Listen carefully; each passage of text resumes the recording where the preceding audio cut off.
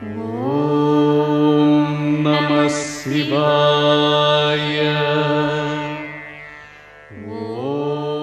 నిరంజనుడు, నిరాకారుడు, ఆదిశంకరుడు మృత్యుముఖంలోనికి చేరుకునే ప్రాణాన్ని సైతం రక్షించి ఫలప్రదంగా బయటకు తీసుకురాగలిగిన ఏకైక దైవం ఆ పరమేశ్వరుడు మాత్రమే.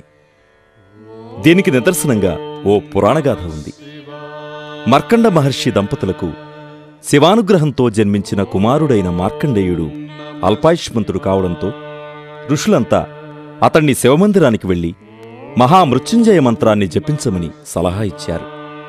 దాంతో మార్కండేయుడు ఆ ఋషుల వాక్యాల్ని విశ్వసించి అదే ప్రకారంగా భక్తి శ్రద్ధలతో పరమేశ్వరుని సేవిస్తూ యథావిధిగా ఈ మంత్రాన్ని జపిస్తూ ధ్యానంలో ఉండగా అతని ఆయుష్ తీరిపోయే సమయం చేరువు కావడంతో ఆ సమయంలో అతని ప్రాణాలు తీసుకునేందుకు వచ్చాడు యముడు.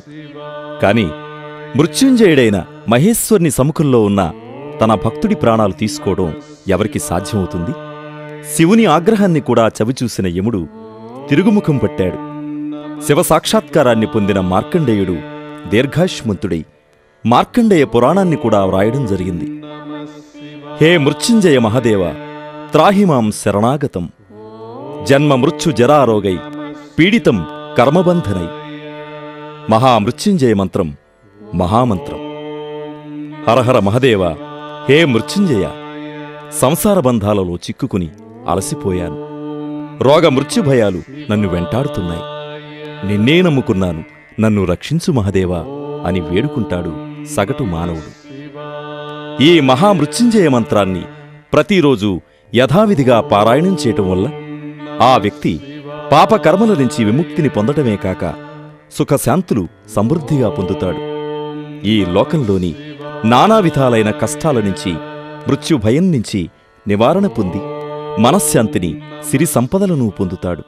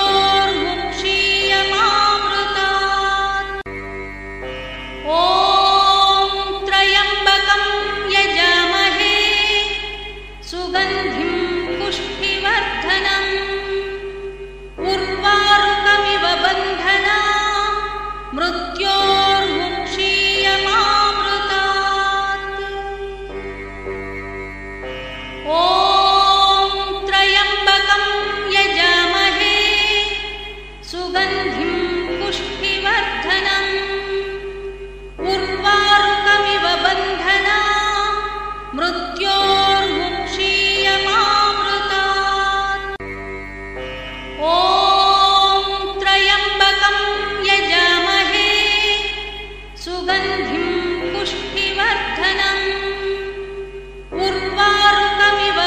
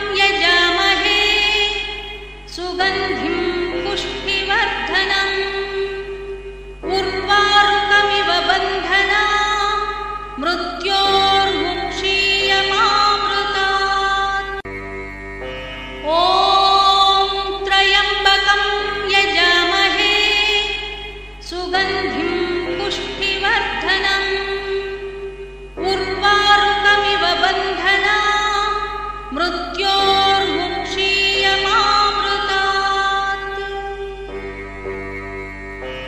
ॐ त्र्यम्बकं यजामहे सुगन्धिं पुष्टिवर्धनम् उर्वारुकमिव बन्धना मृत्योर्मुक्षीयमामृतात्। ॐ त्र्यम्बकं यजामहे सुगन्धिं पुष्टिवर्धनम् उर्वारुकमिव बन्धना मृत्योर्मुक्षीयमामृतात्। ॐ त्र्यम्बकं यजामहे सुगन्धिं पुष्टिवर्धनम् उर्वारुकमिव बन्धना मृत्योर्मुक्षीयमामृतात्। ॐ त्र्यम्बकं यजामहे सुगन्धिं पुष्टिवर्धनम् उर्वारुकमिव बन्धना मृत्योर्मुक्षीयमामृतात्। ॐ त्र्यम्बकं यजामहे सुगन्धिं पुष्टिवर्धनम् उर्वारुकमिव बन्धना मृत्योर्मुक्षीयमामृतात्।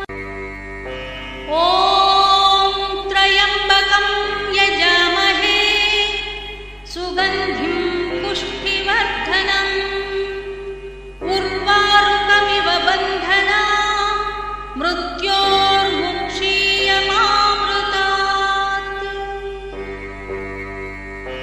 ॐ त्र्यम्बकं यजामहे सुगन्धिं पुष्टिवर्धनम् उर्वारुकमिव बन्धना मृत्योर्मुक्षीयमामृतात्। ॐ त्र्यम्बकं यजामहे सुगन्धिं पुष्टिवर्धनम् उर्वारुकमिव बन्धना मृत्योर्मुक्षीयमामृतात्। ॐ त्र्यम्बकं यजामहे सुगन्धिं पुष्टिवर्धनम् उर्वारुकमिव बन्धना मृत्योर्मुक्षीयमामृतात्। ॐ त्र्यम्बकं यजामहे सुगन्धिं पुष्टिवर्धनम् उर्वारुकमिव बन्धना मृत्योर्मुक्षीयमामृतात्। ॐ त्र्यम्बकं यजामहे सुगन्धिं पुष्टिवर्धनम् उर्वारुकमिव बन्धना मृत्योर्मुक्षीयमामृतात्। ॐ त्र्यम्बकं यजामहे सुगन्धिं पुष्टिवर्धनम् उर्वारुकमिव बन्धना मृत्योर्मुक्षीयमामृतात्। ॐ त्र्यम्बकं यजामहे सुगन्धिं पुष्टिवर्धनम् उर्वारुकमिव बन्धना मृत्योर्मुक्षीयमामृतात्। ॐ त्र्यम्बकं यजामहे सुगन्धिं